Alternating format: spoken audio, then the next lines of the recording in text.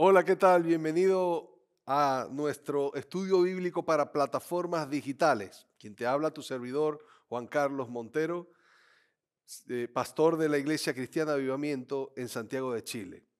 Hoy quiero hablarte de la sana doctrina y cómo poder obtenerla.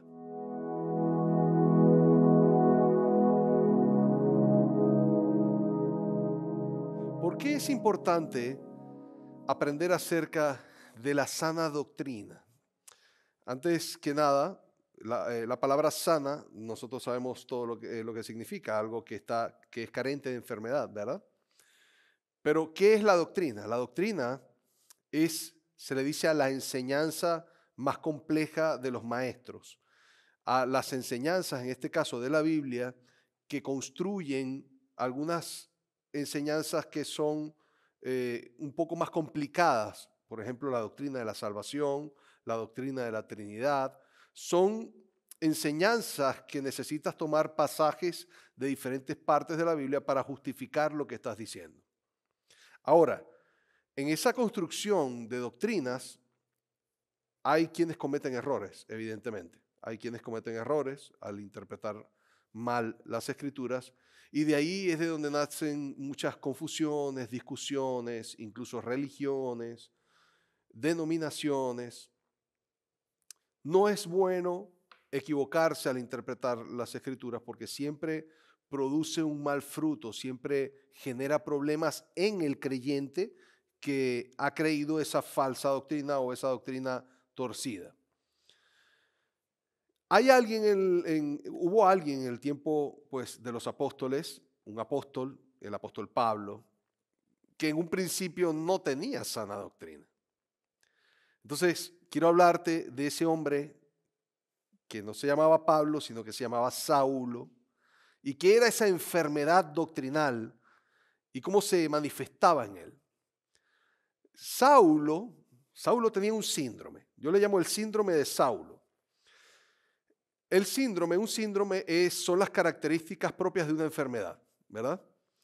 Ahora, Saulo sufría de este síndrome. Saulo tenía teología, conocía las escrituras, pero no tenía revelación.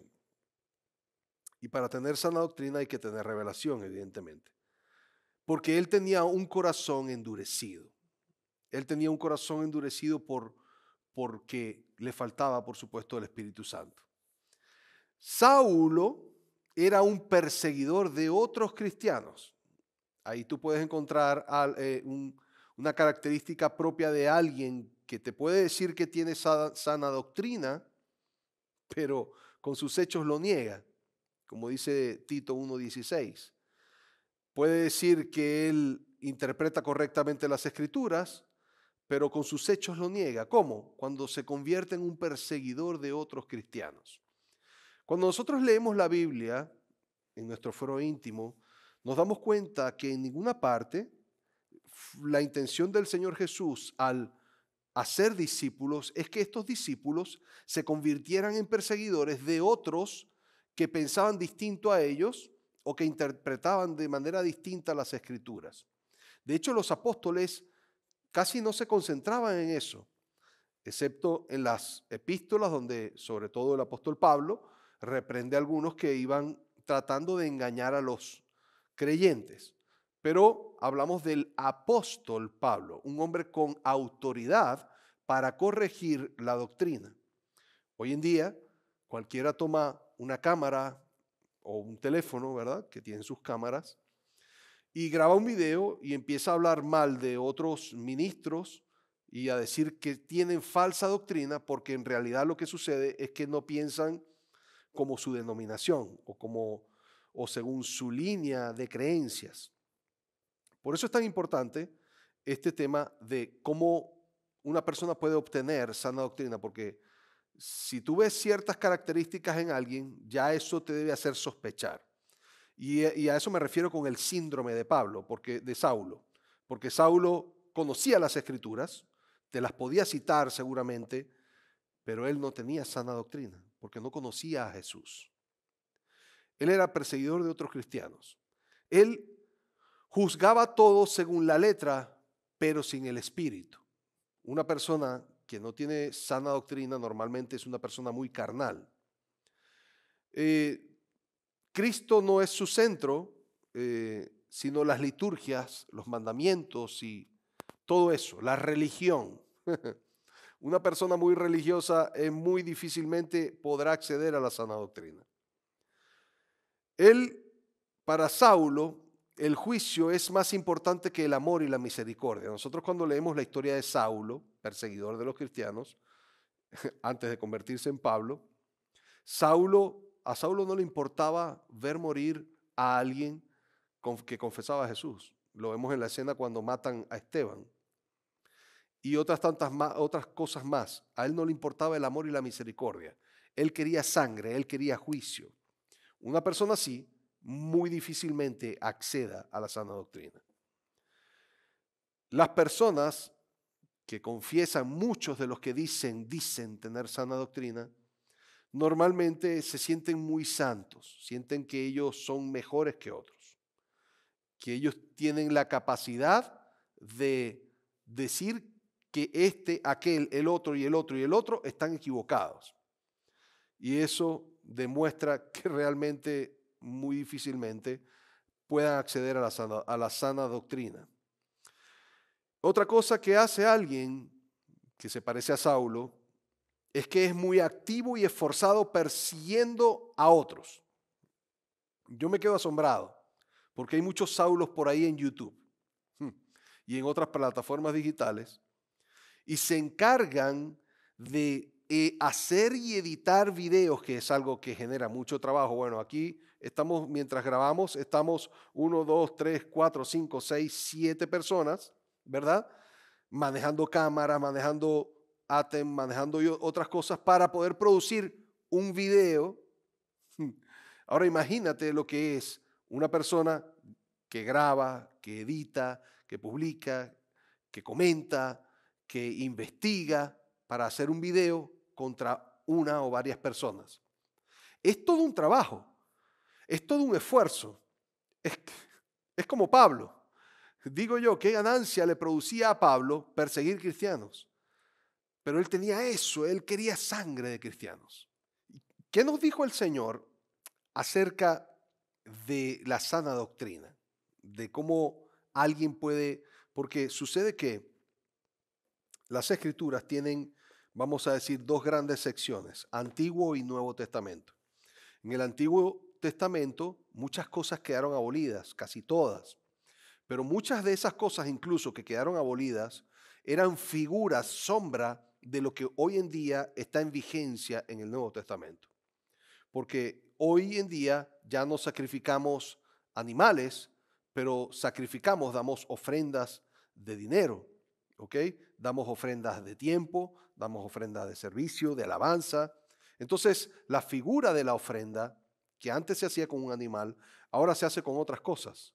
Lo dice el mismo apóstol Pablo en el capítulo 9 de la primera epístola a los Corintios. ¿Qué dijo el Señor Jesús? En Mateo, capítulo 13, verso 52, el Señor Jesús dijo lo siguiente.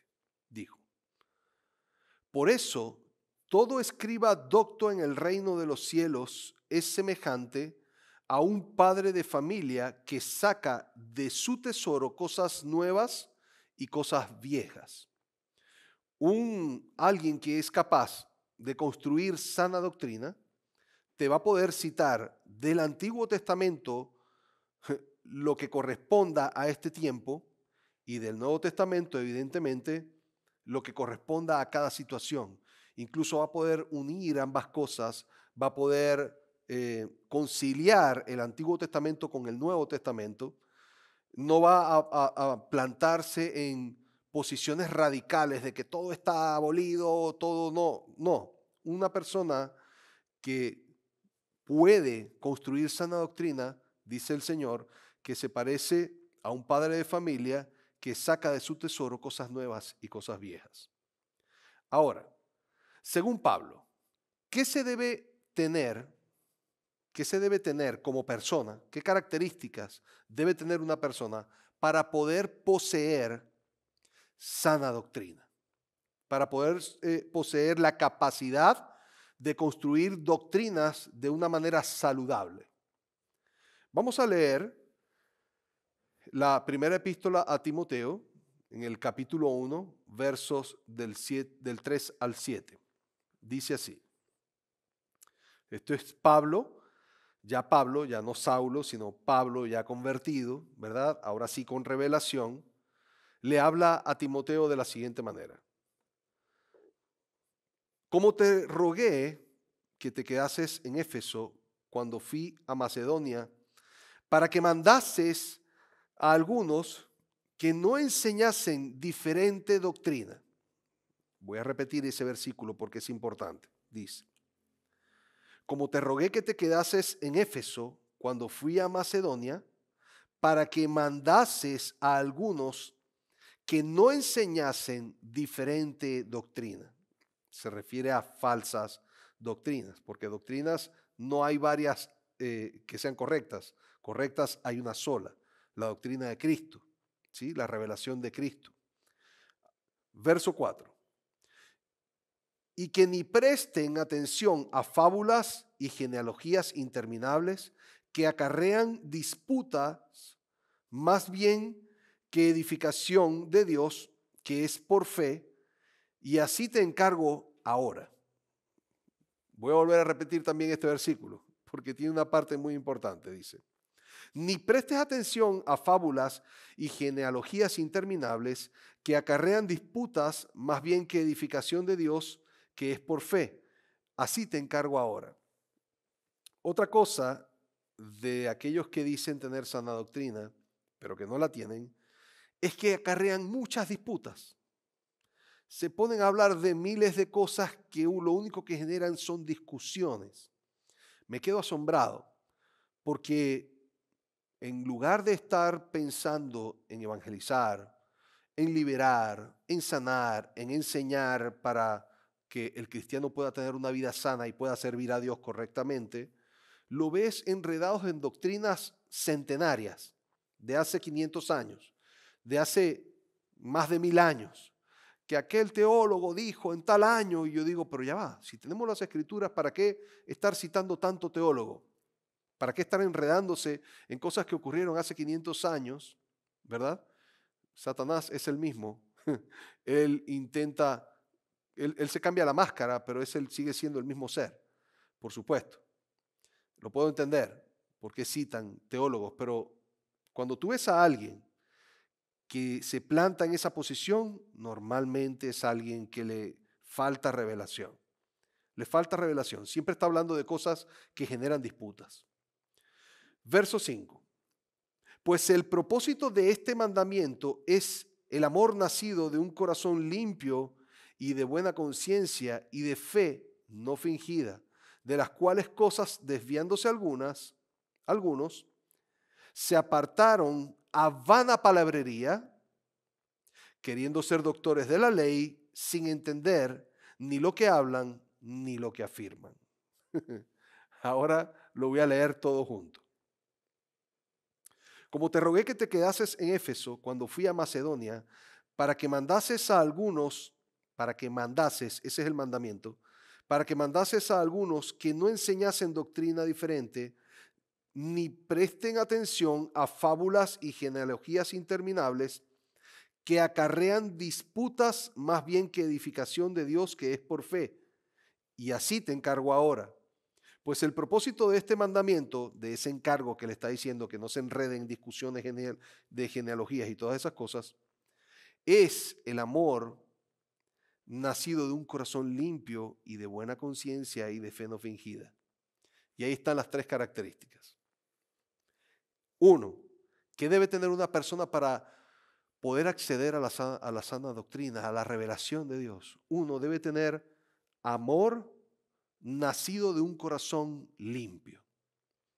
Amor nacido de un corazón limpio. ¿Limpio por qué? Limpio por la sangre de Cristo, evidentemente. De un corazón que ama, de un corazón como el de Dios. El Evangelio para algunos que son religiosos y quieren sangre, el Evangelio para algunos es persecución. El Evangelio para algunos es es señalarle a la gente su pecado. El evangelio para algunos es decirle a otros que se van a ir al infierno. Pero el verdadero evangelio es para salvación, no para condenación. La condenación ya está, por supuesto que sí. La condenación para los que no reciben a Jesús, ahí está. Pero la condenación la gente la vive aún hoy.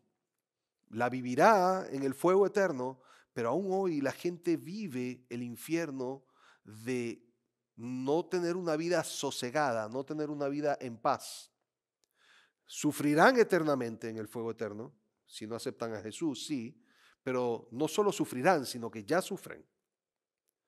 Y normalmente la gente que es así es gente carnal, es gente que está velada, y si tú le hablas de cosas eternas, eso a ellos les va a dar igual. Por eso el Señor Jesús traía sanidad, el Señor Jesús hablaba de lo que le afligía a la gente en el momento. Por eso nos encontramos en las bienaventuranzas, bienaventurados los que lloran, porque ellos recibirán consolación. Eso era algo de la actualidad, los que lloran. El Señor hablaba a las personas en el lenguaje, en un lenguaje que pudieran entender y que los trajera a salvación y que les sembrara una esperanza. Pero una persona que no opera en el amor, ¿verdad? En el amor que nace de un corazón limpio, no opera en el amor de Cristo, sino que opera en el juicio, sin misericordia. Entonces, primera característica es una persona a quien tú le ves que tiene un amor que nace de un corazón limpio. Segunda característica que vemos en el verso 5 de la primera epístola a Timoteo capítulo 1 es buena conciencia. Buena conciencia. ¿Qué es la conciencia? La conciencia es, vamos a decir, de una manera simbólica, es la parte de nuestra alma que comunica nuestro espíritu con nuestro corazón. ¿Sí? Es algo difícil de entender, pero la conciencia es, vamos a decir, la voz de Dios en nuestro corazón. Y cuando una persona tiene una conciencia sucia, no es que la voz de Dios se ensucia, no. Lo que se ensucia es la conciencia de la persona peca y no se da cuenta o no admite su pecado. ¿Sí? Ves a alguien que llama ladrón, hereje.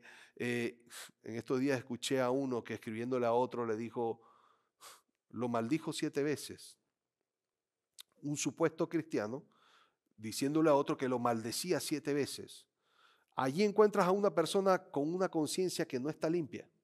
Esa persona tiene la conciencia contaminada. Cree que puede maldecir a otro hermano.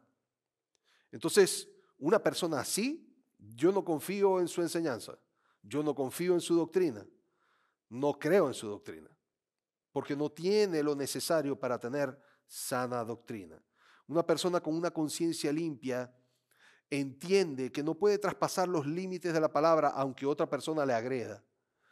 Aunque otra persona esté en falsa doctrina, él no puede darse el derecho de ofender a otro, porque Dios lo prohíbe.